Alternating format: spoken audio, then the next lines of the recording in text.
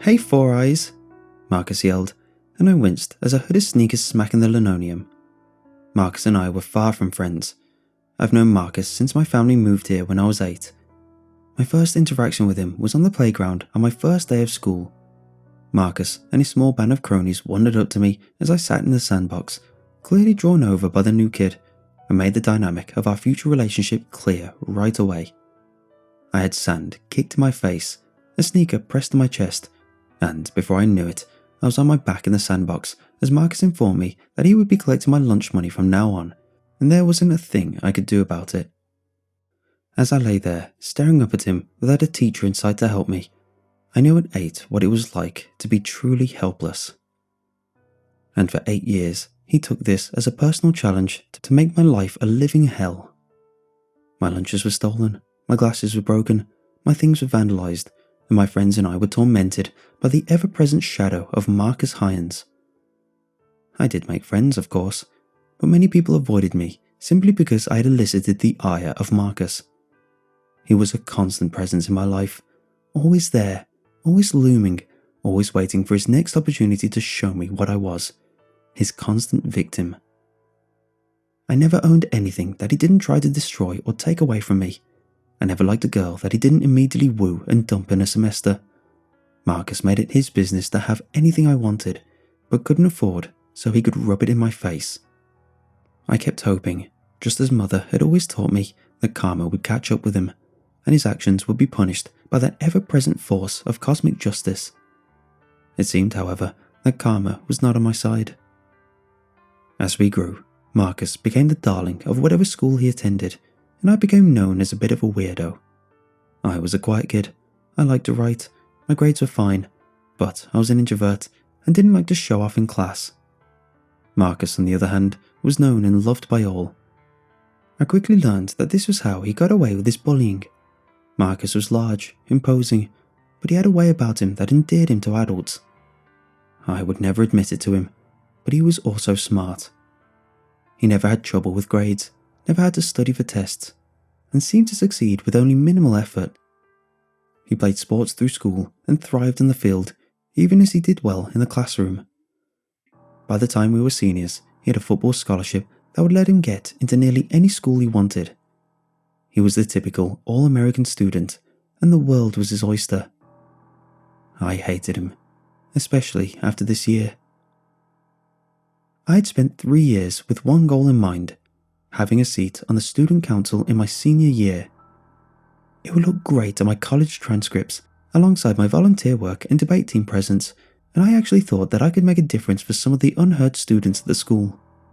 On a deeper level, I realised it might also bring me out of my shell and change me a little before leaving this whole experience behind and going to college. I had lived my life as an introvert, not really wanting to know anyone outside my circle of friends. Senior year was my last chance to really experience what would become the, quote, best years of my life, or so they said. Maybe putting myself out there could change me a little, perhaps even for the better. I had such high hopes back then. I had campaigned, talked to my fellow students, and felt I had my finger on the pulse of what they wanted in a councilman. I seemed a shoo-in for the empty seat. That was until Marcus realised how much I wanted it. Suddenly, he joined the race. Suddenly, his flyers were in every hall, his posters plastered over mine, his talking points very similar to mine, and his goals seemed to be to take one more thing that I wanted. He'd been trying and failing to throw me off my game for weeks, trying to get in my head and make me drop out of the election before the upcoming candidacy speech, before the student body voted for their representative. As he approached, I wondered if he had found the toehold he needed. I closed my laptop as he came to stand over me, not wanting it broken if he was in the breaking mood. His face was possessed of that mixture of wicked glee and childish meanness. He looked like a kid on his way to pull wings off a butterfly, and I guess he was.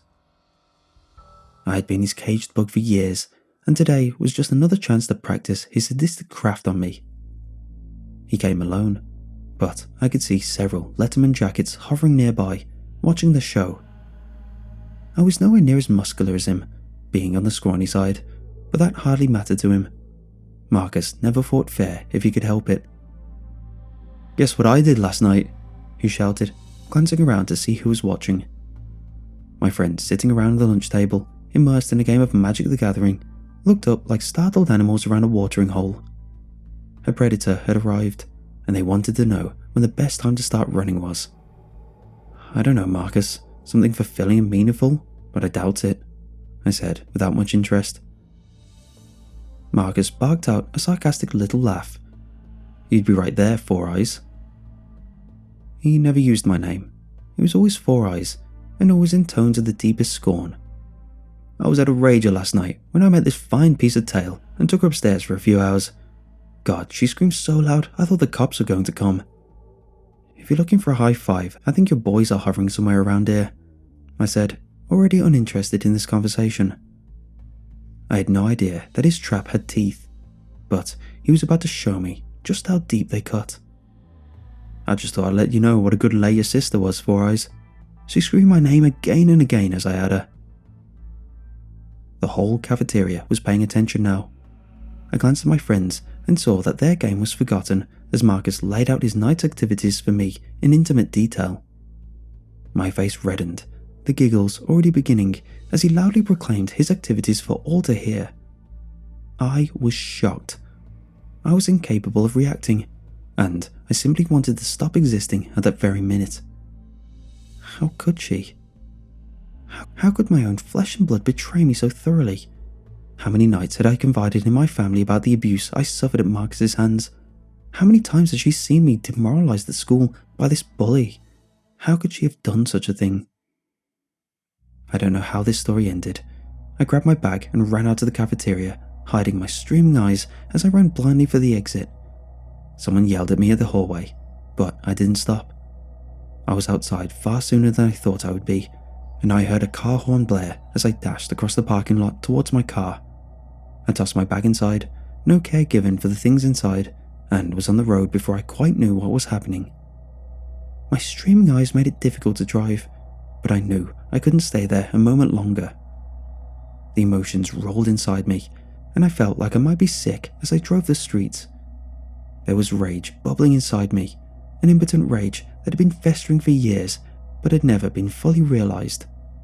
I hated Marcus, but until that point, his actions had been those of a bully seeking a release. It was only then that I realized his intention to hurt. He wasn't content with just hurting me physically anymore. He wanted to break me. I didn't understand his animosity, and I never would. I spent the rest of the day in my room having a nervous breakdown. My friends didn't text me. No one texted me. As I lay there, waiting for just one person to reach out to me, I began to feel utterly alone. My anxiety was palpable as I lay in my bed and tried to gain control of myself. Had anyone even noticed I had left school? Of course they had. They were just too embarrassed by my outburst to contact me. They didn't want to get caught up in the fallout of my shame. I wouldn't be welcome to sit with my friends anymore. I would be an outcast.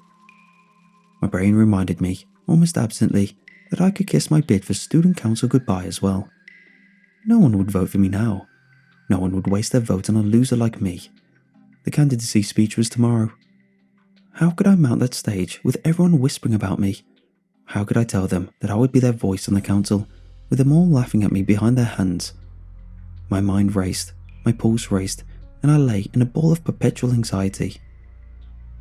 I must have fallen asleep at some point, my anxiety so bad that I had worn myself out, because the next thing I knew, someone was knocking on my door. "Hey Spaz, why'd you leave school?" My blood ran cold. It was her. My sister, Stephanie, was never what you would call a joy. She was 2 years younger than me, a sophomore, but the two of us couldn't have been more different. My sister was the foil to my introverted nature. She was a social butterfly who flew in many circles and knew practically everyone. She was their perfect little girl to my parents. They were utterly unaware of her late-night carousing and extracurricular activities. To them, she was an angel, but to me, she was just a spoiled brat. She was needy to the point of annoyance, her needs turning to indifference when you needed something from her. She had come now to see what could be gained from my suffering. "Go away," I droned, not wanting to see her. She came in instead. Heard Marcus spilled the beans about our night last night. I turned towards the wall, ignoring her. It's not like we're dating or anything. He's cute and I wanted to sleep with him. I turned over angrily and glared at her. You slept with someone who has made my life a living hell since I was 8 years old. Do you have any idea what that does to me? You've made me into a laughingstock. How can I go back to school and look Marcus in the eye, knowing that he's been with my sister? She smirked, not even having the decency to look ashamed. As if anyone but you cares. Get over yourself. It's my life, and I'll live it any way I want. For the record, he was great too, she added, the last bar before leaving. My mother was furious when she came home from work. Not at my sister, of course. She couldn't believe that people would spread such lies about her perfect little angel. She was furious at me. How could I leave school early? What was I thinking? Didn't I care about my future at all? Skipping class and being truant was no way to live my life. The sermon went on and on as we sat around the dinner table.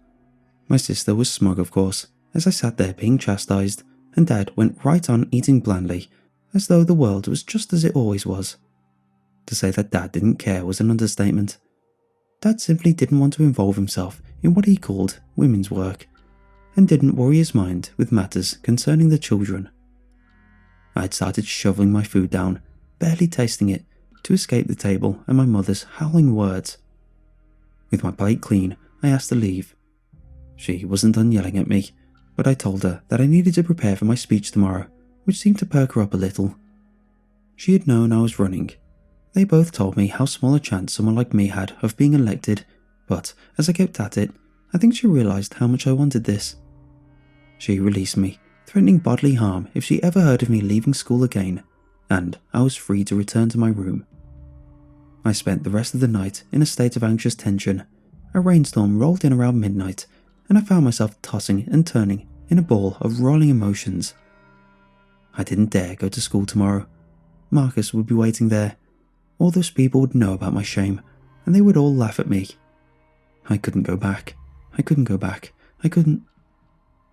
The lightning lit up in the sky, and I started on my bed, looking at the window. Had I seen something? It was impossible. I was on the second story. There was no way I'd seen something at my window. My anxiety was creeping up on me now, and it was making me see things. That was all. As the rain came down, I got up and moved closer to the window. The thunder boomed outside, and I crept towards a glass square like a rat trying to avoid detection.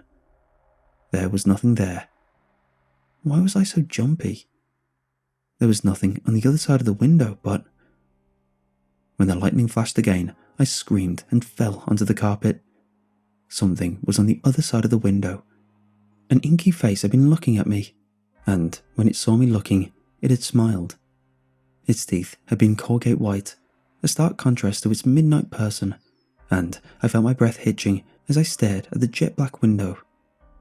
The rain fell against it like angry stones, and I waited in terror for its next flash of lightning. When it flashed, it was gone. I curled up into a ball on the floor, closing my eyes and trying to will myself to sleep, but all I could see was that gruesome face. I had seen it for the barest of seconds, but it was imposed on my memory perfectly. I lay on the floor as the lightning struck outside, too afraid to open my eyes, but too scared to sleep either. My anxiety and fear roiled inside me like a tempest, and I spent the rest of the night huddled on the floor, shuddering. Wake up! I must have dozed off some time before the sun came up. My mother was standing over me, yelling and slapping me as the sun shone merrily through my window. My mother was rousing me, telling me I was going to be late. I stirred groggily and went to my closet to get out the clothes I would wear for the speech today. I was too groggy for the anxiety to hit me all at once, but as I started getting dressed, I remembered the rolling pit of dread in my stomach and stopped with my slacks halfway up. I couldn't go to school.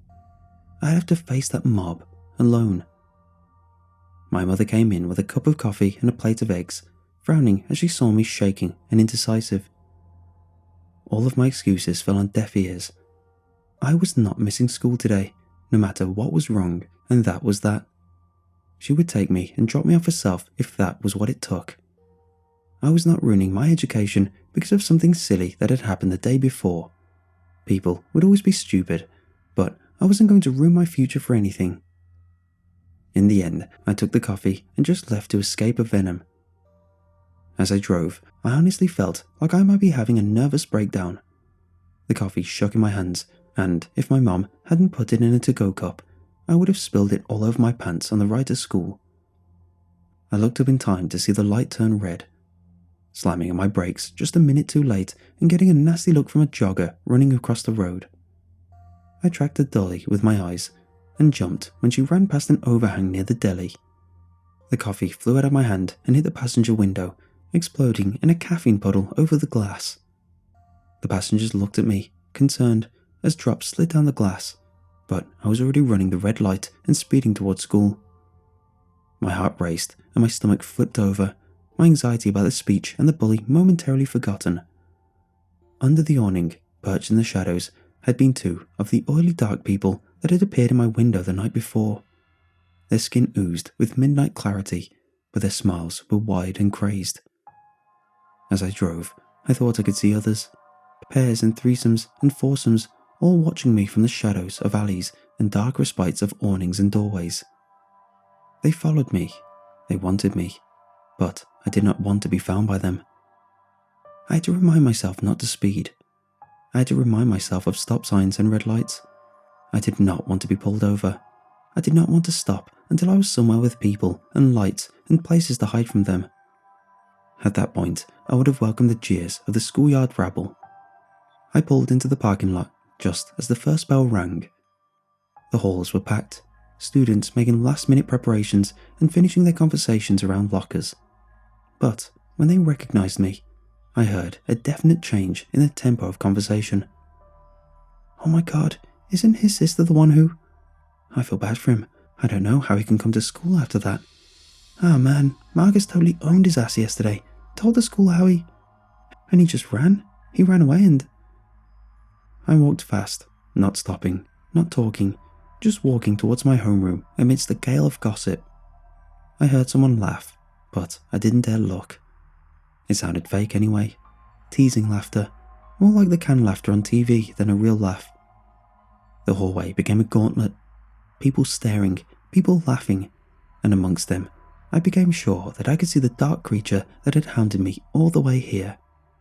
They slipped among them, staying in the shadows, and whomever they touched seemed to laugh. I wanted to run. I could feel tears on the verge of breaking the surface, but I didn't want to draw more attention. The laughter was so snide, so fake, that I almost couldn't stand it. It rattled against my nerves and made me want to scream. I rounded a corner, still making for my homeroom, and bumped into someone and nearly fell over. I threw my hands up defensively, almost certain that it would be one of those tar creatures with their smiling mouths, but it was Miss Cunningham, the assistant principal.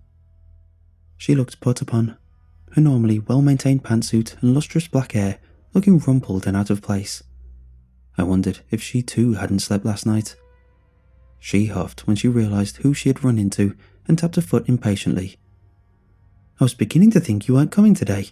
You're speaking second. Marcus was on time, so he gets to go first, and it starts in 5 minutes, so I suggest you hurry." She turned and started for the gymnasium. I could hear the repulsive laughter behind me, heard it creeping up the corridor like a cancerous cloud, and sped off behind her, not wanting it to catch me. The gym was packed. The entire senior class had assembled, taking any excuse to miss first period, and were murmuring quietly in the hard bleachers that had been pulled out for the occasion. As I came in, someone noticed me, and the whispered conversations began again. I heard some giggles, felt their stares, and knew that they knew my shame. My stomach was a roil of angry emotions. My brain was befuddled and unsure of what was real anymore. I was on the verge of a nervous breakdown, my whole life hanging in a fibre before entirely imploding. I had no clue how much worse it could get. "About time you showed up, Four Eyes," Marcus said, looking resplendent in a suit and tie that had clearly been tailored for him. I didn't say anything.